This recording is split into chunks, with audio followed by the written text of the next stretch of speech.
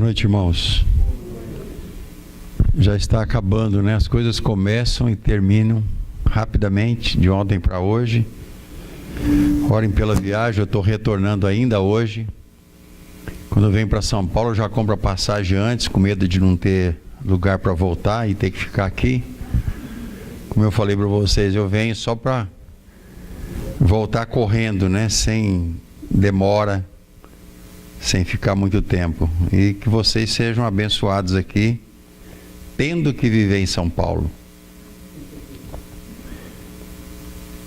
Eliasib, é bênção trabalhar com adolescentes, viu? Porque a gente tem visto que a grande maioria de pastores e missionários hoje no campo são pessoas que se converteram na adolescência. Quase que a totalidade, para não dizer todos, mas a grande maioria, são pessoas que conheceram a Cristo bem jovem, bem adolescente. Eu tinha só 14 anos quando me converti, eu não tinha completado 15 ainda. E muitos colegas que nós temos no ministério são pessoas que se converteram cedo.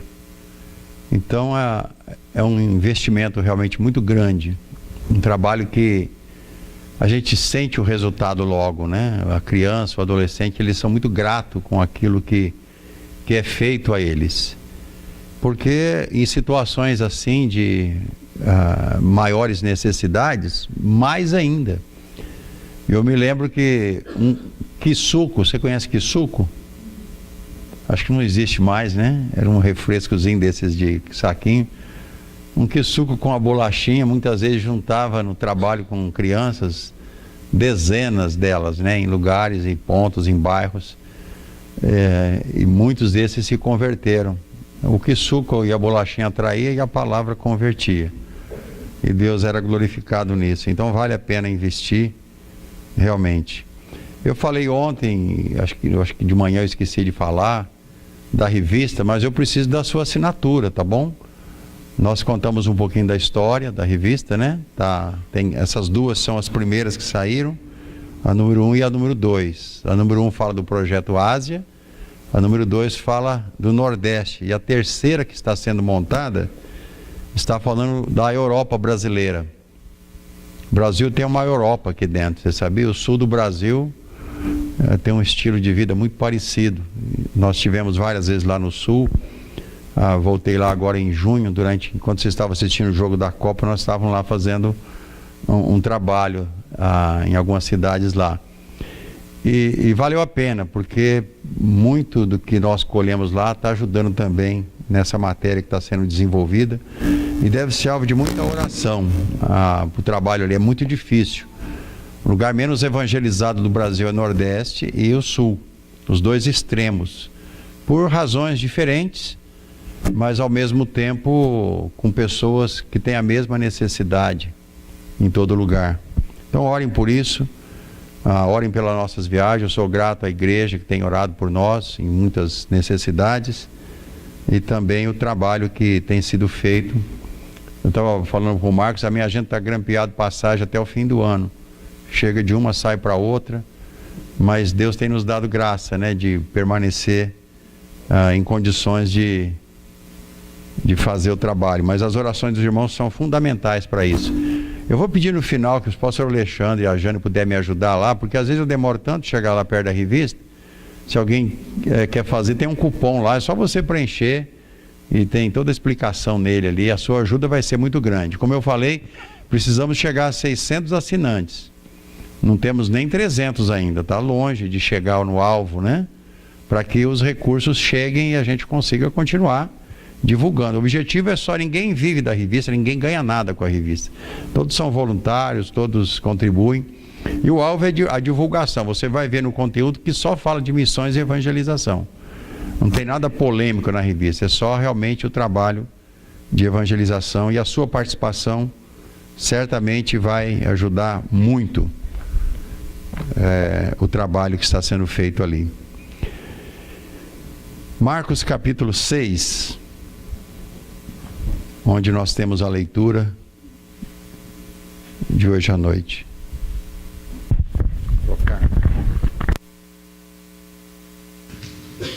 Eu já tenho problema naturalmente com o microfone. Uma vez numa igreja usaram 6 e eu acabei ficando sem nenhum. Eu colocava a mão, estragava, colocava a mão, estragava. Eu já vi que não é só eu não, tem mais gente, né?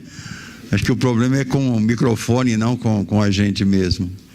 Eu cheguei a achar que eu tinha algum problema na mão, né? Que colocava a mão, estragava. Mas parece que o pastor Marcos tem também, Eliasibe, todo mundo. Eu acho que tem coisa do diabo nisso aí, viu? Porque com os cantores aí não acontece nada nos shows, não é só com igreja, não é possível. Capítulo 6 de Marcos. E eu agradeço aos irmãos o convite de ter estado aqui num momento desse tão importante da igreja, a comemoração de um aniversário, né? Um momento de festa, de alegria. E é sempre bom saber que as igrejas estão prosperando, né? E seguindo fielmente, servindo ao Senhor. Capítulo 6, versículo 1 a 6. Partindo dali, aqui fala de Jesus e a sua cidade Nazaré. Partindo dali, chegou à sua pátria, e os seus discípulos o seguiram. E chegando o sábado, começou a ensinar na sinagoga, e muitos, ouvindo, se admiravam, dizendo: de onde lhe vêm estas coisas? E que sabedoria é esta que lhe foi dada? E como se fazem tais maravilhas por suas mãos? Não é este o carpinteiro, filho de Maria, irmão de Tiago, e de José, e de Judas, e de Simão? E não estão aqui conosco suas irmãs? E escandalizavam-se nele. Percebeu quantas perguntas, sem esperar nenhuma resposta?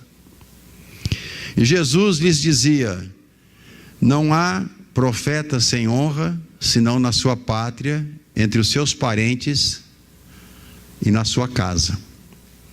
E não podia fazer ali nenhuma obra maravilhosa, somente curou alguns poucos enfermos, impondo-lhes as mãos. E estava admirado da incredulidade deles. E percorreu as aldeias circunvizinhas, ensinando. Obrigado, Senhor, pela sua palavra. Que mais uma vez ela possa encontrar nossas necessidades e através do seu Espírito possa alcançar-nos. É o que oramos em nome de Jesus. Amém. A terra natal de Jesus não é Nazaré, ele nasceu em Belém, da Judéia. Mas ele ficou conhecido como o Nazareno, porque fixou aqui a sua residência. Muito do seu tempo ele gastou em Nazaré. E acabou sendo conhecido como Jesus de Nazaré, ou Jesus, o Nazareno, para muitos. E é interessante que o texto aqui fala que ele ensinou na sinagoga, como ele foi em algumas, mas a de Nazaré talvez tenha sido aquela em que ele era figurinha carimbada, né? Sempre estava por ali, oficiando e trabalhando com as pessoas que ali moravam. O texto fala que eles viram ele fazer algumas maravilhas, que ele operou milagres, diz o texto, impondo sobre alguns as mãos e curando a enfermidade. Mas ao mesmo tempo diz que se escandalizavam nele ou dele, porque o viam apenas como um qualquer. Todas essas questões levantadas, esses questionamentos, essas perguntas aqui no texto, era para dizer: quem é esse que ele pensa que é o quê? Ele não é o carpinteiro, filho de Maria, irmão de Tiago? Sabe aquelas colocações assim que são perguntas até certo ponto meio retórica e que não espera a resposta de ninguém, porque já tem a resposta embutida na pergunta. Era como que uma indução para dizer que ele não era nada. Isso é muito comum quando se quer diminuir uma pessoa por alguma razão, e faziam isso com Jesus.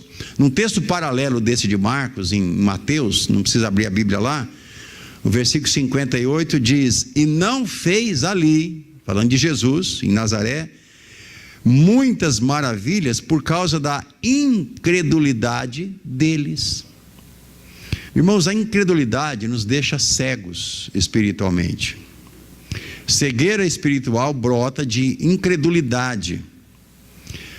Nazaré talvez tenha sido, talvez não com certeza, o lugar onde poderia ter presenciado muito daquilo que Jesus fez enquanto desenvolveu aqui naqueles 3 anos e meio aproximadamente de ministério, aquilo que ele veio fazer aqui.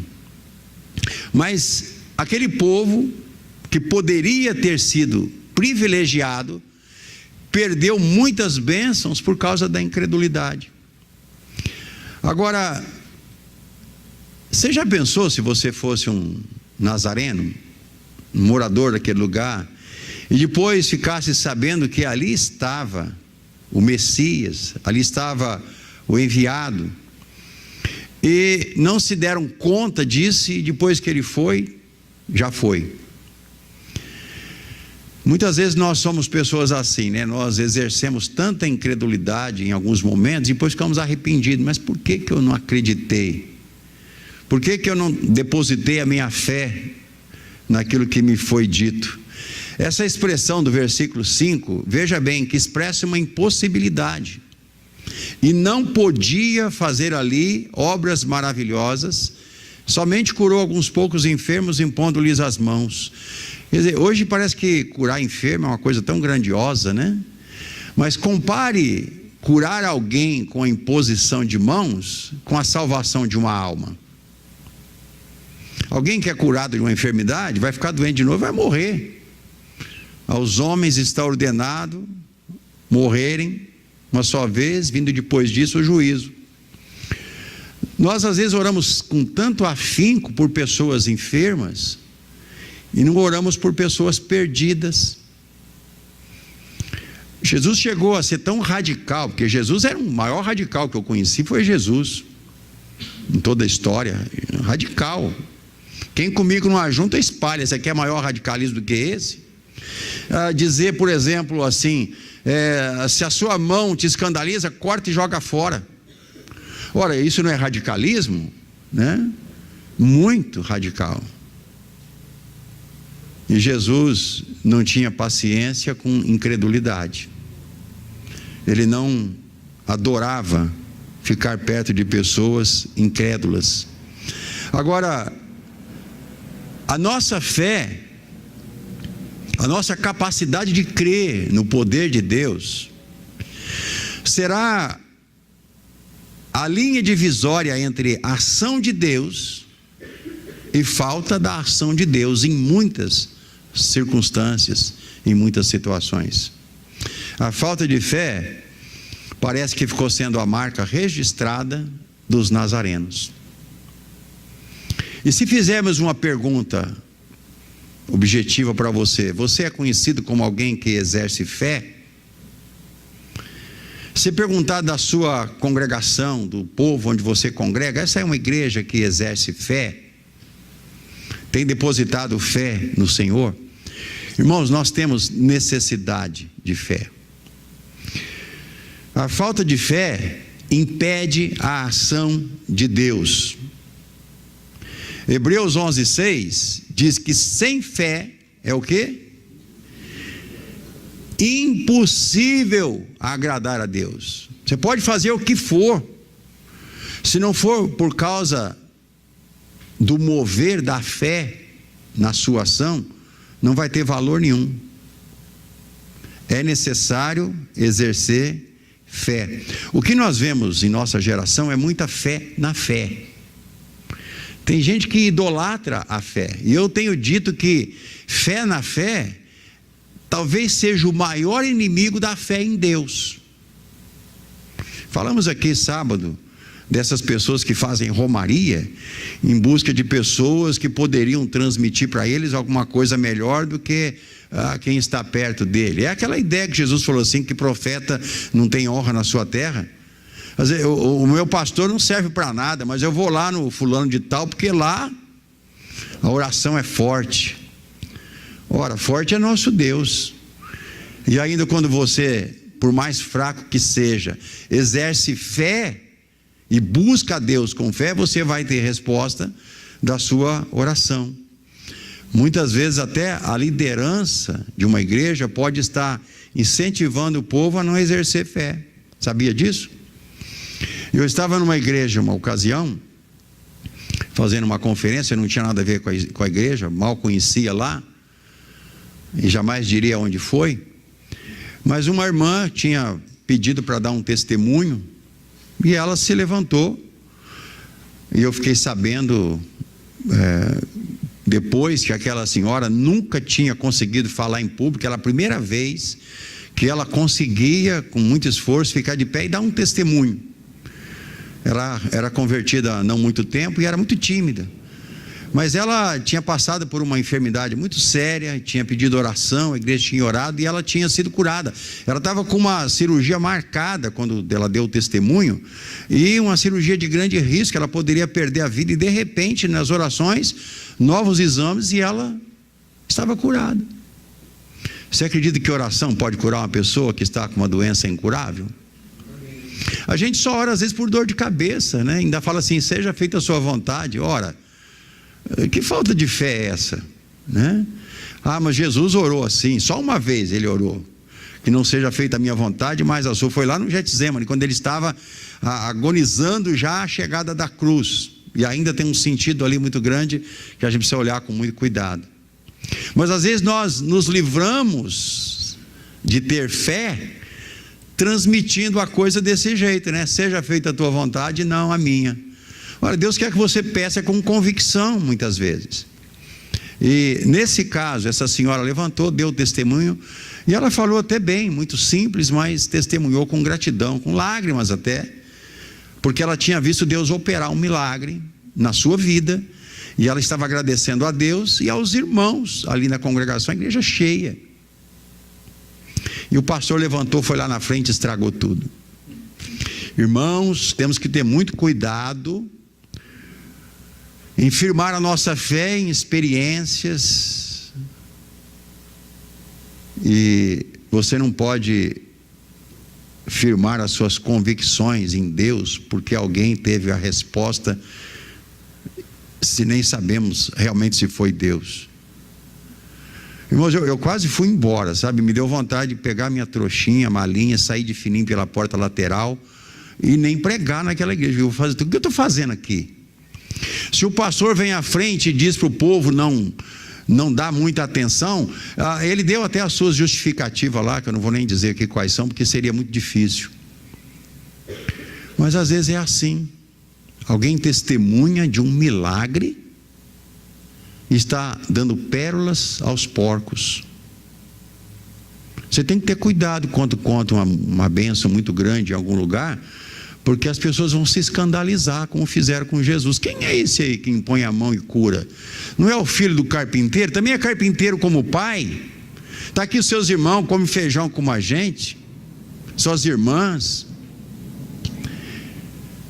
Se do próprio Jesus fizeram assim, imagina com você, em muitas situações que você estiver vivendo. Alguém já ouviu falar num homem chamado Carlos Finney? Foi um pregador do passado, muito conhecido na sua época, e hoje na história ainda é muito citado.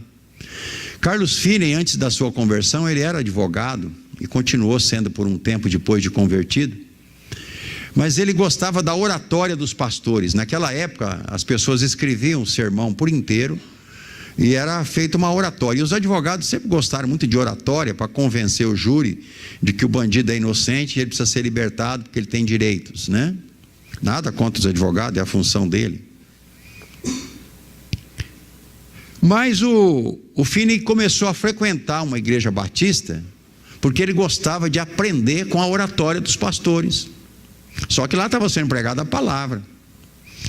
Ele era mais frequente naquela igreja batista do que a maioria dos crentes que eram membros de lá, porque ele ia quarta e domingo, às vezes domingo cedo e à noite, e quase que cada culto que ele ia encontrava pessoas diferentes. Ele estava em todos e a maioria estava só em alguns. E passou um tempo, ele já era tido lá como o pastor Almir faz, né?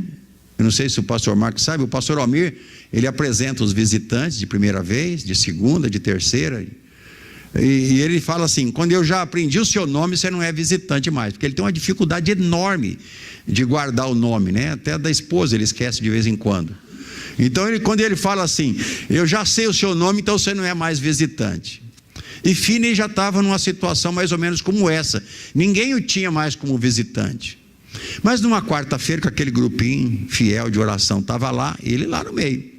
E um diácono, dirigindo a reunião, ousou fazer uma pergunta para o Carlos Finney. Senhor Finney, o senhor não tem algum pedido para fazer, para que nós oremos pelo senhor? Ele disse, não tenho nenhum pedido. Bem resoluto mesmo. E o diácono encrencou com aquilo. Como não tem, né? Mas todo mundo tem pedido, o senhor não tem nada para pedir? Não, até que teria. Mas faz tanto tempo que eu estou vindo aqui, eu nunca ouvi alguém dizer que Deus tivesse respondido a alguma dessas orações, e eu estou esperando. Às vezes nós somos um mau testemunho para o incrédulo, né? Ele se converteu mais tarde, se tornou grande servo de Deus, mas a primeira experiência dele numa igreja batista foi de incredulidade. Como vocês estão orando, mas não é tão bom quando você vê um irmão, uma irmã se levantando e dando um testemunho de que Deus respondeu uma oração? Não é bênção para você? Eu me alegro quando alguém dá um testemunho de uma situação em que, se não fosse Deus, não teria jeito. Às vezes nós não vemos muito milagre, sabe por quê, irmãos? Eu vou dizer para você porque eu acredito nisso. Primeiro, que nós temos medo dos pentecostais e de ficar parecido com eles. Segundo, é que nós pedimos coisas tão banais e tão naturais, que se Deus responder, tanto faz. A gente não tem coragem de orar por uma coisa que é impossível. O que é possível eu faço, você faz. Tem muita gente orando pela salvação de almas e ele não evangeliza. Ora, a sua parte é pregar o evangelho. Se você está pregando, você pode orar pela salvação de almas. Mas se você não prega, se você não sustenta missões, se você não faz nada que demonstra que você quer que a pessoa ouça o evangelho, que valor tem a sua oração? Que fé você tem quando não coloca os seus pés naquilo pelo que está orando? Nós falamos de Abraão ontem, né? Aliás, hoje de manhã, né? Falamos de Abraão. A vida de Abraão ilustra bem uma vida de fé. E o que é interessante é que Abraão creu numa situação de impossibilidade total. Quando lhe foi feita a promessa de que ele teria um filho com 75 anos, como nós falamos, além dele ser velho e a mulher tão velha quanto ele, Sara ainda era estéril. Então, a promessa feita por Deus exigia de Abraão acreditar que, se não fosse a ação de Deus, nada aconteceria.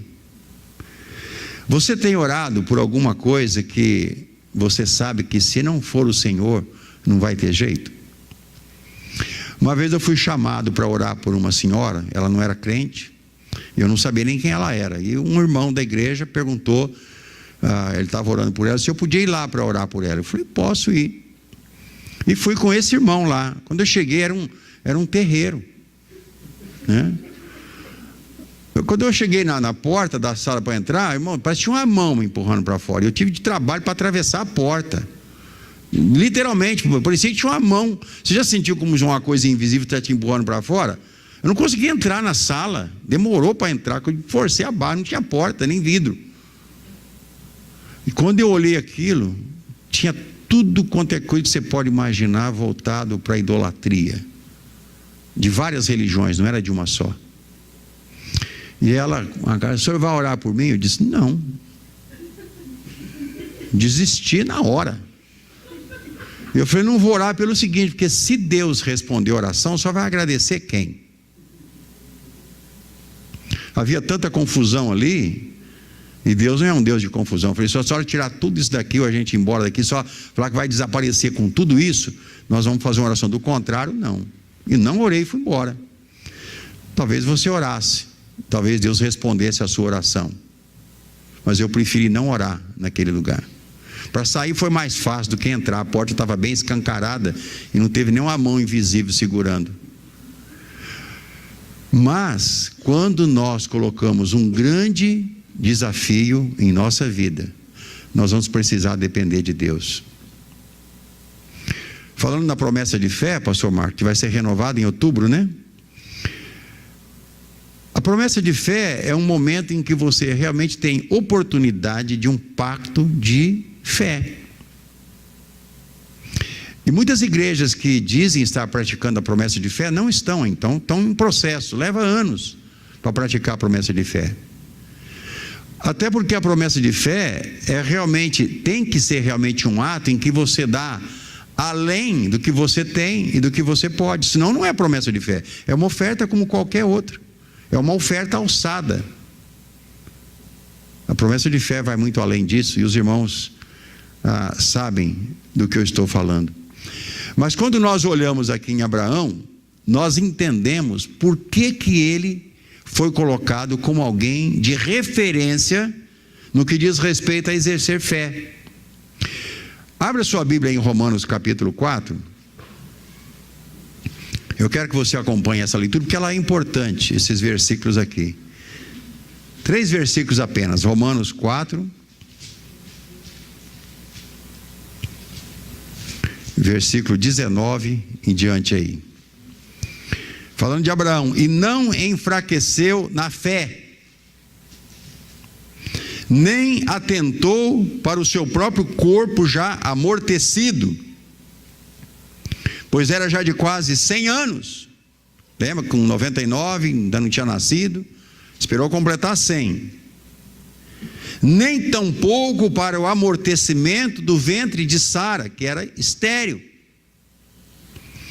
E não duvidou da promessa de Deus por incredulidade, mas foi fortificado na fé, dando glória a Deus. E veja o versículo 21. Estando certíssimo de que o que tinha prometido também era poderoso para o fazer. Sabe como é que a nossa fé se fortalece? Do mesmo jeito que a fé de Abraão foi fortalecida. Como é que ela foi fortalecida? Dando glória a Deus. Dando glória a Deus. Você tem algum motivo para dar glória a Deus? Glorificar o nome do Senhor? A pergunta é: você tem feito isso? Sabe, quando eu estou viajando sozinho, de carro, não é muito frequente eu fazer isso, porque eu já não estou em condição de andar muito sozinho, já não estou me deixando andar sozinho. Eu começo a ficar meio receoso, né? Não deixa sozinho não. Eu já vi alguns cochichos: não deixa ele andar sozinho. Mas eu estou escutando bem ainda, né? É duro você saber que as pessoas já estão pensando coisa de você, né? E às vezes é filha, pessoas que te amam, né? Que tem uma certa preocupação. Não deixa ele andar sozinho não. Mas quando eu estou sozinho no carro, eu costumo gritar dentro do carro, né? Eu sou muito tímido, eu nunca cantaria em público, mas dentro do carro eu canto, sozinho. Às vezes em lugar onde ninguém pode ouvir. E às vezes eu grito, passa carro, eu abro o vidro e grito, glória a Deus, e grito, quase que eu perco a direção, porque, né, você vira o corpo inteiro. Sabe quando dá aquela vontade de você agradecer pela salvação? Às vezes é só uma lembrança: se eu não fosse salvo, onde é que eu estaria? Aliás, eu nem estaria mais no mundo, tinha morrido há muito tempo, porque eu não valia uma picada de fumo. Isso é dizer de mineiro. Lá em Minas se diz que quando a pessoa não vale nada, ele não vale uma picada de fumo. Era o fumo de cigarro de palha, né? Quer dizer, não vale quase nada. E quem de nós vale alguma coisa? Então, quando a gente pensa salvação, eternidade com o Senhor, não é motivo de sobra já de dar glória a Deus? Já sobra razão. Mas há muito mais em nossa vida para nós agradecermos e louvarmos a Deus, irmãos. No nosso meio, a nossa igreja, a nossa convivência, os testemunhos que nós vamos ouvindo, né, de podermos então entender que o nosso Deus é um Deus que merece o louvor, a adoração. Abraão ficou aqueles 25 anos, um quarto de século, esperando e glorificando a Deus. Sabe, quando Deus faz alguma coisa, é fácil agradecer. Mas agradecer antes de acontecer? Mas é isso que Abraão fazia. É você pedir, ficar esperando e acreditar que vai acontecer. Não é força do poder, do pensamento positivo, não. Entre o pensamento positivo e a fé é uma grande diferença. O pensamento positivo é a pessoa pensa que ele mesmo é capaz e que ele tem lá um poder, alguma coisa espetacular. A fé é uma confiança em Deus. E isso faz toda a diferença. É crer que aquele que prometeu é poderoso também para fazer.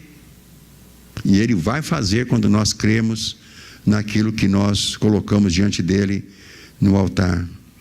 Promessas claras que são feitas na palavra de Deus não são promessas que caíram no esquecimento. Você olha para elas e elas estão ali, para que nós peçamos a Deus, possamos crer e Ele responde. O meu versículo favorito, quando alguém pede para falar um versículo, há muitos anos é um só. Jeremias 33, 3, onde Deus diz pelo profeta, através do profeta: clama a mim e responder-te. É Deus falando. Anunciar-te-ei coisas grandes e firmes, outra versão diz ocultas, que não sabes. Clamar a Deus. Josué, capítulo 3, versículo 5, Deus diz para ele: santificais, porque amanhã fará o Senhor maravilha no meio de vós. Esse santificar é glorifique a Deus, aproxime-se de Deus, porque Ele vai agir. Mas aproximar-se de Deus traz problemas, irmãos. Toda vez que uma igreja começa a fazer vigília de oração, jejum e intercessão, evangelização séria, sabe o que acontece? Começa a pipocar problema na igreja por todo lado, porque o inimigo se mexe. Se tem uma coisa que o diabo gosta, é de igreja que não faz nada, não perturba ele, deixa ele quietinho, não ora, não evangeliza, não faz a obra que tem que ser feita. Então ele deixa a igreja em paz. Mas quando a igreja começa a fazer o que ele não gosta, vai ter uma ação, aliás, uma reação. Por isso que não vai muito longe as decisões que pessoas tomam. Eu vou orar todo dia. Logo ele começa a desistir. Eu vou interceder mais e começa a falhar. Por quê? Porque os problemas aumentam, as lutas se intensificam, porque aí você experimenta aquilo que é chamado de batalha espiritual. É você buscar a Deus para que Deus haja no meio das orações. Nós não cantamos um hino que diz: no meio dos louvores Deus habita? Uma expressão bíblica maravilhosa. É esse dar glória, louvar a Deus pelo que Ele é, pelo que Ele tem sido, pelo que Ele tem feito, para que através disso a nossa fé cresça e nós possamos acreditar nas impossibilidades que estão diante de nós e que Deus possa agir. Em Malaquias 3, 10 a 12, Deus diz através do profeta: trazei todos os dízimos e depois fazei o quê? Prova de mim. Não é errado fazer prova de Deus. Ele está dizendo: seja fiel. Aqui é uma área específica, mas que serve para todas as áreas. Sejam fiéis, façam prova de mim. Ou seja, ousem crer naquilo que eu estou prometendo na minha palavra. O problema é que Tiago diz que as nossas orações muitas vezes não têm resposta, porque elas são orações vãs. Porque oramos pedindo para gastar em nossos deleites e prazeres, e não para a glória de Deus. São orações que não chegam a lugar nenhum e não nos leva a nos aproximarmos mais do Senhor. Houve um reavivamento numa região localizado onde muitas igrejas começaram a ter muitas conversões, pessoas tomando decisão de ir para o ministério, e aquilo estava criando um círculo de interesse de igrejas numa região mais distante. E um pastor foi até lá para perceber o que estava acontecendo. E ele foi visitar um pastor que era líder naquela região, mais conhecido, que ele tinha tido amizade. E chegou e falou: pastor, o que está acontecendo aqui? Deixa eu ouvir do irmão exatamente aquilo que Deus está fazendo aqui, para entender melhor. E o pastor disse: olha, antes de eu te dê qualquer resposta, separe alguns textos que você conhece sobre promessas de Deus para oração do seu povo. Separe esses textos, já que você vai ficar alguns dias aqui, e converse com alguns irmãos das nossas igrejas, perguntando a eles o que eles acreditam disso que você está lendo para eles. Leia com eles e pergunta.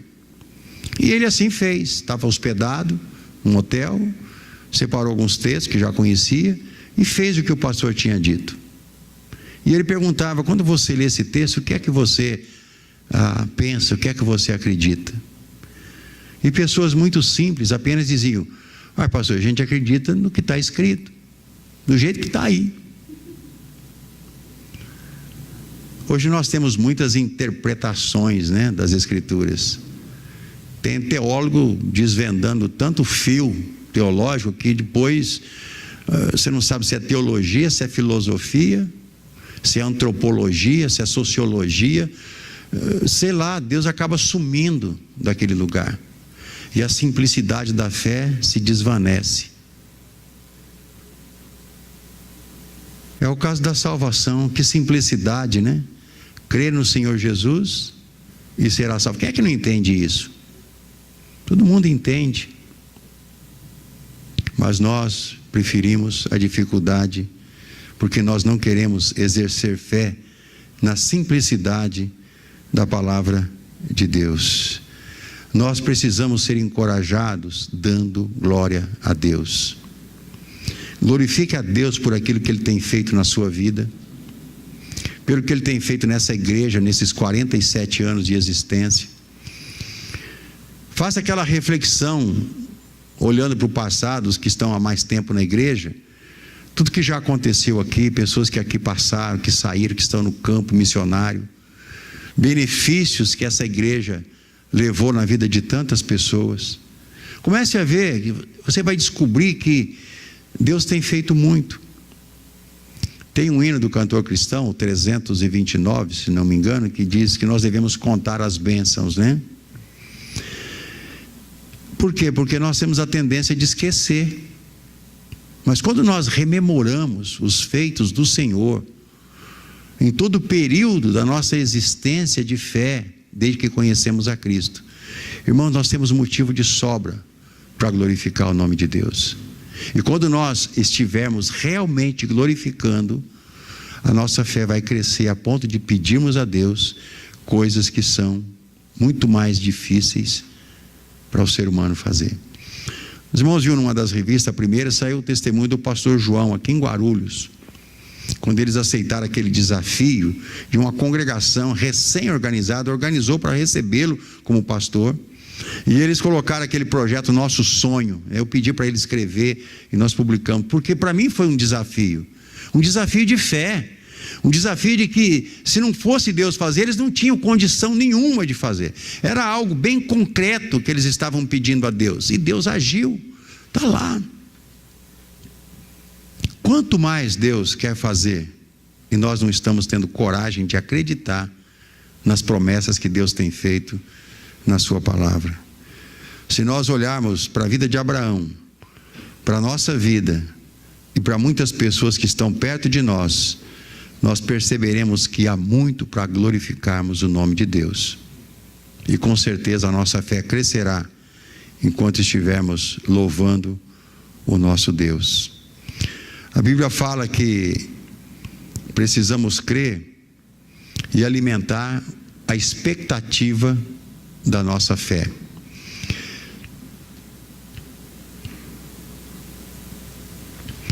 O Espírito Santo não teria feito registrar no Novo Testamento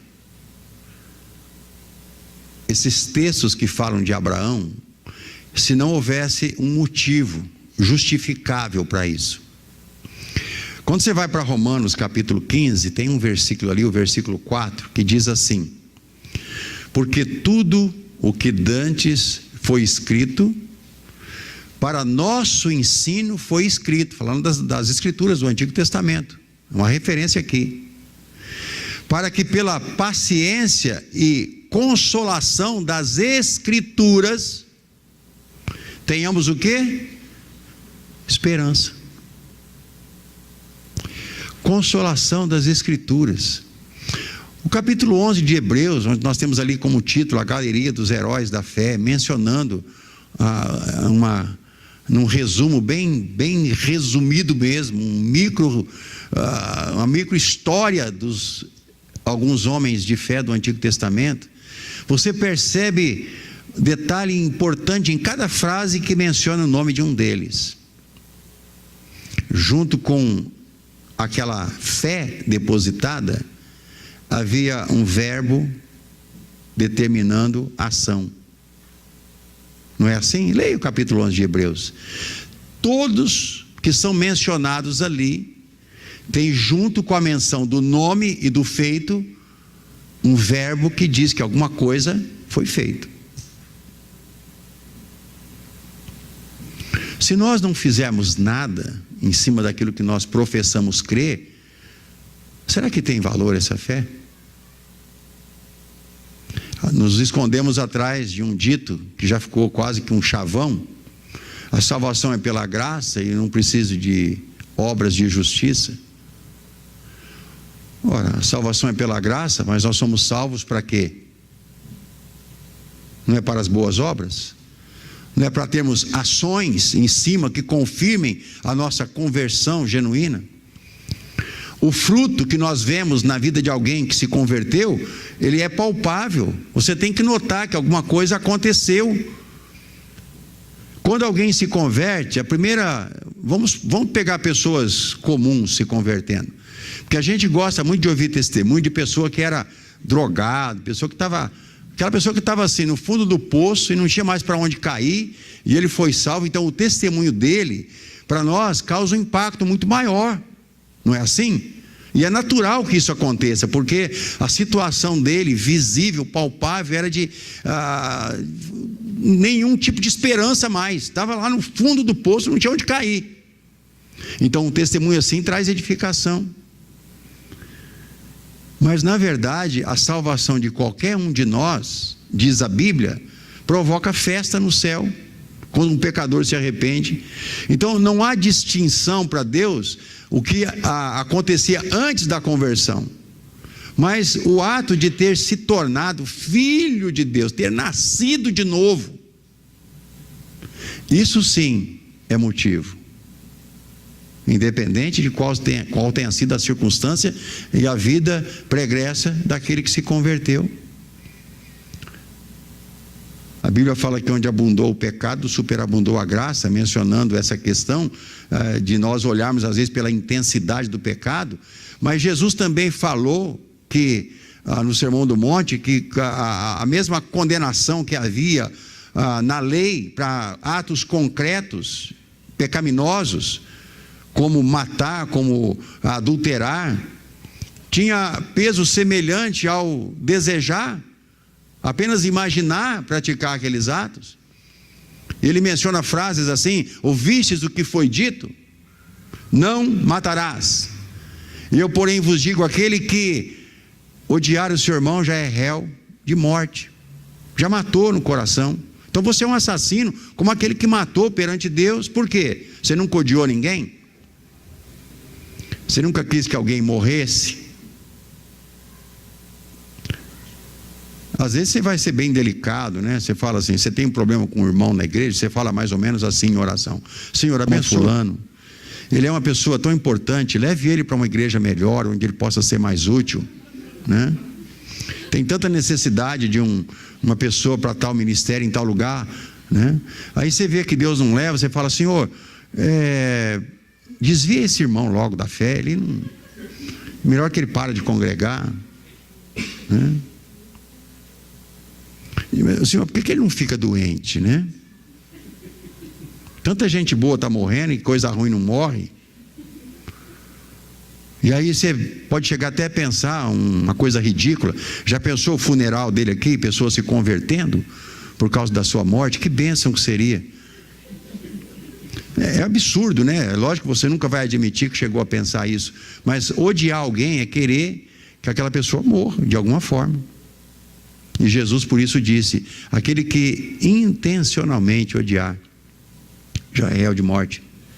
Ouvistes o que foi dito, não adulterarás. Eu porém vos digo, quem olhar para uma mulher com desejo impuro já adulterou com ela. Então tem alguém aqui que não é adúltero ainda? É interessante, eu estava um dia naquela faculdade de filosofia que eu mencionei para vocês sábado, da padaria, e eu encontrei um amigo que era da época do exército, e eu estava sentado de costa para o caixa da padaria e ele estava de frente. A gente estava conversando, ele tem uma emissora de rádio, e a gente estava conversando sobre algumas coisas lá, nem seria possível lembrar, coisas bem corriqueiras do momento. E de repente ele falou assim: Moraes. Ele me chama de Moraes porque no exército meu nome era Moraes, é o nome de guerra, né? Até hoje ele me chama assim: Moraes, dá uma olhada lá para trás. E eu olhei para trás, olhei e voltei lá. Olhar o quê? Lá no caixa. Aí eu olhei de novo. Eu falei assim: o que você achou? Eu falei: achou do quê? Um mulherão que está lá. Eu olhei de novo, tinha uma senhora e um marido, acho que era o marido, estavam pagando e ia sair. Ali é passagem de pessoas que vão para Franca, a padaria está perto da saída da cidade. Eu falei: tá, e daí? Realmente é uma mulher bonita. Você acha que é bonita? Eu falei: eu acho que é. Aí, mas pastor, pode? Eu falei: Luiz, pode o quê? O que você está querendo dizer? Você disse que a mulher é bonita. Eu falei: mas a mulher é bonita. Ele falou: mas pastor, pode? Eu falei: mas pode o quê? Não pode achar a mulher bonita? Ele falou: não, eu pensei que não podia. Eu falei: olha, eu sabia que ele estava já naquela altura, demorou a cair a ficha, ele estava me provocando. Aí conversamos longamente sobre isso, exatamente sobre essa questão. Admirar a beleza de uma mulher é pecado? É? O irmão acha que é pecado? Não, admirar a beleza não. Não é pecado. Não pode falar para a esposa, né? Porque ela pode ficar brava.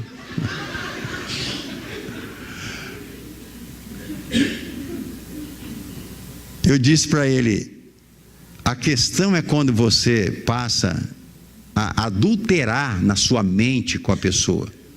E cá entre nós, as pessoas no mundo têm a mente tão poluída, tão suja, que jamais consegue separar um ato de admiração de um ato de prostituição. Não é assim? É só você sentar com pessoas e ouvir o que eles estão conversando, como é que eles pensam. É desse jeito que o mundo age. Nós temos que ter cuidado, irmãos, porque muitas vezes a nossa relação com Deus é prejudicada por coisa que nós desconhecemos. O legalismo dentro de algumas igrejas tem feito as pessoas agirem pior do que os incrédulos, pior do que os fariseus, que foram tão censurados por Jesus, que talvez os termos mais difíceis, as frases mais duras de Jesus, foi contra a religião institucional da época, o judaísmo, o farisaísmo mais especificamente, porque olhavam apenas questões que não tinham importância nenhuma, a ponto de chegar a Jesus a dizer: até das pedras Deus pode suscitar descendência a Abraão. E nós muitas vezes agimos do mesmo jeito. A nossa fé em Deus está distorcida e nós não conseguimos acreditar nas promessas que estão em sua palavra. Não perca tempo com situações que não te levam a aumentar a sua capacidade de crer em Deus. Leia a Bíblia como se fosse, porque ela é unicamente a verdade revelada de Deus. E creia no que está escrito. Firme a sua vida nas promessas de Deus, porque Romanos 15:4 diz que tudo que dantes foi escrito, para que foi escrito? Para nosso ensino.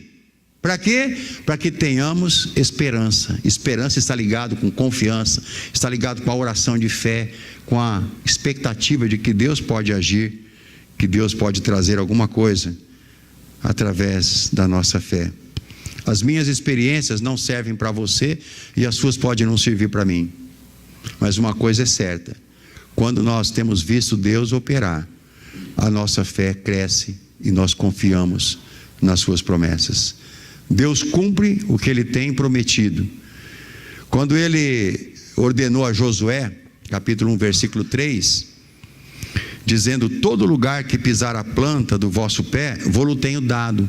A promessa vinha desde o tempo de Moisés, quando saíram do Egito. A promessa era que eles entrassem em Canaã, e todo lugar em que eles pisassem a sola do pé, Deus daria a eles.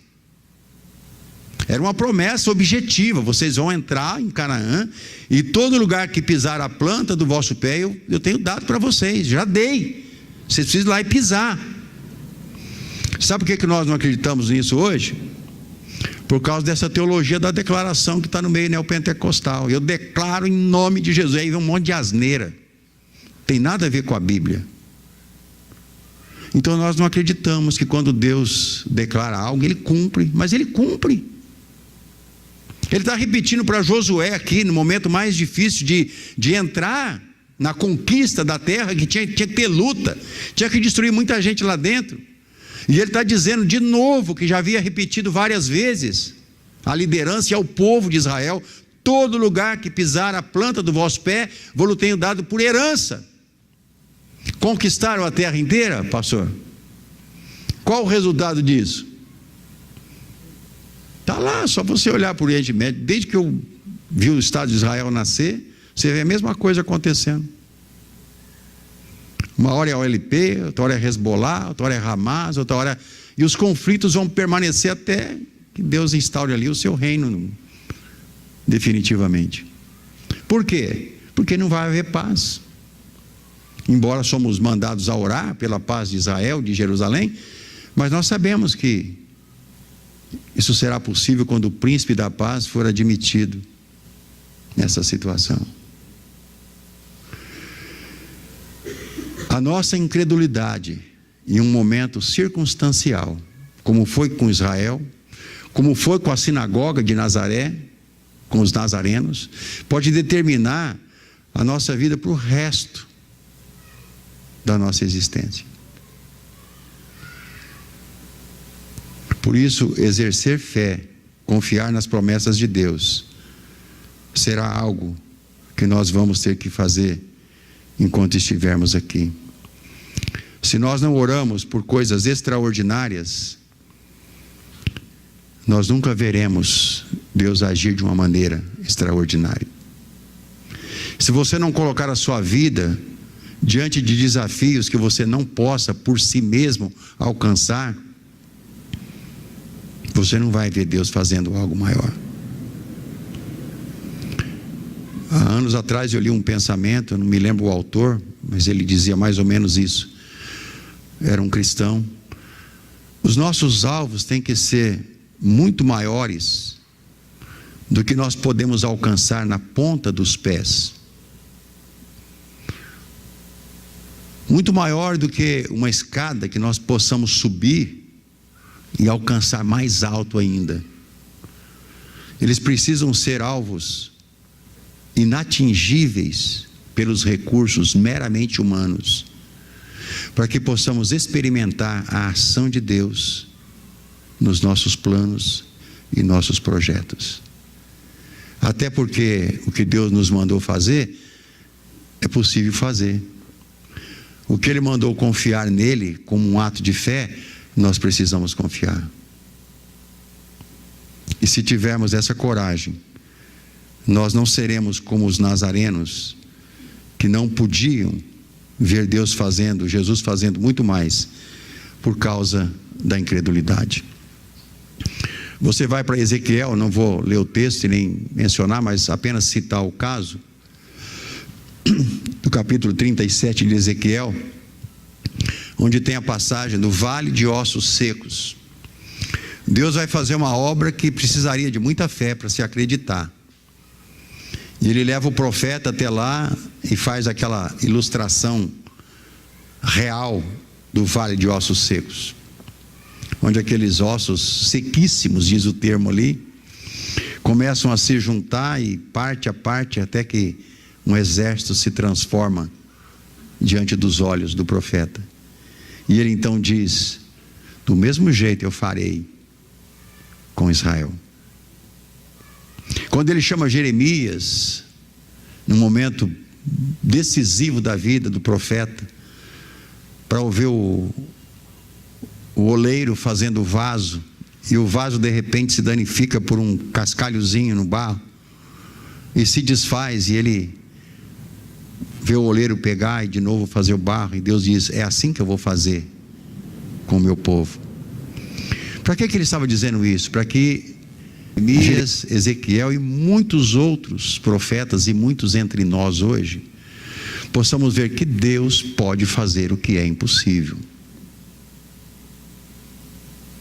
quando nós cremos que Ele vai agir. Eu não sei qual a situação que você vive, eu não sei que tipo de fé você tem. Se for fé na fé, não serve para nada, é idolatria.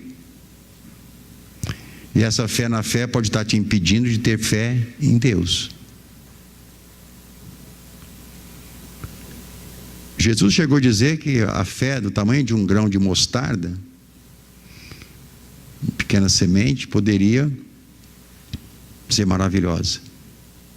Mas a fé em quem? Nele. Quando nós dizemos que temos fé, o que é que nós estamos dizendo com isso?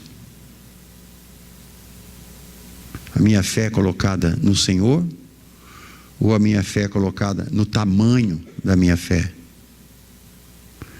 Lembra da oração dos discípulos, quando eles disseram para Jesus: Senhor, aumenta-nos a fé. Nos ajude a crer de modo legítimo, a confiar nas suas promessas de uma maneira a darmos crédito àquilo que está muito claro nas Escrituras. O que é que você tem lido na Bíblia e que tem se tornado claro no seu entendimento? Talvez muito. O que é que você tem disso que tem compreendido, exercido fé para que se torne realidade? Quais os desafios que você tem aceitado para que na sua vida Deus esteja trabalhando, agindo de uma maneira extraordinária? O pregador Jonatas Eduardo disse nos seus dias que quando Deus está para fazer algo em algum lugar que excede a capacidade humana, Ele coloca alguém para orar. Você quer uma prova aqui agora disso? Quer? O que a dona Linda disse ontem à noite e hoje de manhã sobre algumas senhoras que oravam na primeira rua onde a igreja aqui começou? O que ela disse? Algumas mulheres oravam para ter uma igreja, uma delas nem convertida ainda era. Eles sabiam disso onde eles estavam, vindo para cá como missionários? Não. Alguém diria assim: que coincidência, vieram exatamente perto de onde as mulheres estavam orando? Não. Deus estava trabalhando nessa circunstância toda. Reforça o que o pregador disse: quando Deus está para fazer alguma coisa, Ele coloca alguém para orar. Quando você está orando realmente de coração, crendo, irmãos, Deus está te colocando naquela brecha de intercessão, para que através da sua intercessão Deus possa agir naquele lugar. Quando Jeremias foi chamado para o ministério, ele disse: eu sou apenas um menino. E Deus disse para ele: não digas eu sou um menino, porque onde quer que eu te mandar, irás. Tudo quanto te mandar, dirás. E o versículo 8: não temas diante deles. Ele se dizia menino pensando na grandeza da tarefa que Deus estaria dando a ele. Porque eu sou contigo para te livrar. Deus conosco nos torna maioria em qualquer circunstância, em qualquer uma delas. Nos torna capazes diante de qualquer situação de incapacidade humana. Por quê? Porque estamos exercendo fé naquele que está com todo o poder nas suas mãos. Se nós olharmos para Jeremias 2,5, diz assim: assim diz o Senhor, que injustiça acharam vossos pais em mim, para se afastarem de mim, indo após a vaidade e tornando-se levianos.